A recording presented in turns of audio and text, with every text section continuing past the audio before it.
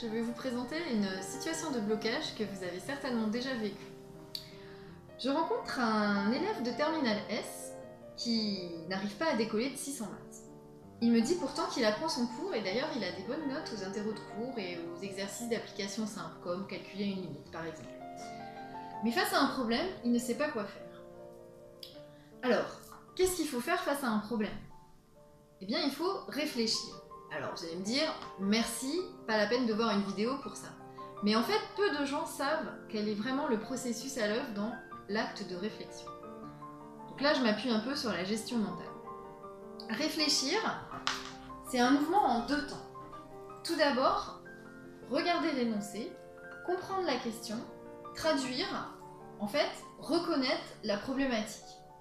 Ensuite, il faut aller chercher dans son stock, alors soit dans sa mémoire, soit sur un livre, soit sur internet, aller chercher l'outil en maths c'est la définition ou le théorème, qui va servir pour résoudre cet exercice. Ça c'est le premier temps, on peut dire fléchir, comme vous allez voir sur le schéma.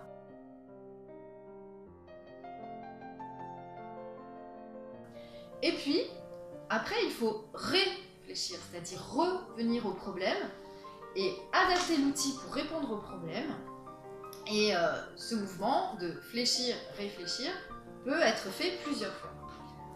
Je vais vous donner un exemple. Alors, vous allez voir l'énoncé s'afficher.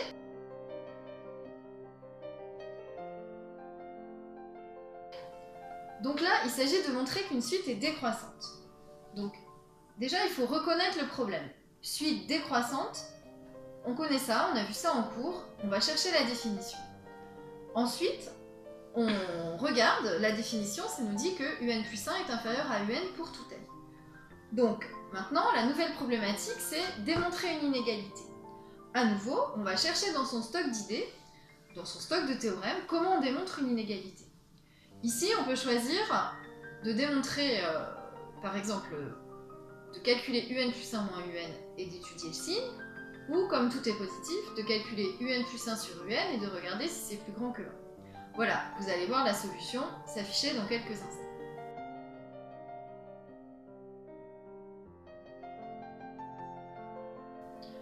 On dit souvent aux élèves d'apprendre leur cours, mais en fait on leur dit pas pourquoi, comment ils vont s'en servir. Quand vous apprenez votre cours, il est impératif de savoir à quel type de problème ça va vous permettre de répondre. Voilà, j'espère que cette vidéo vous aura aidé. À bientôt!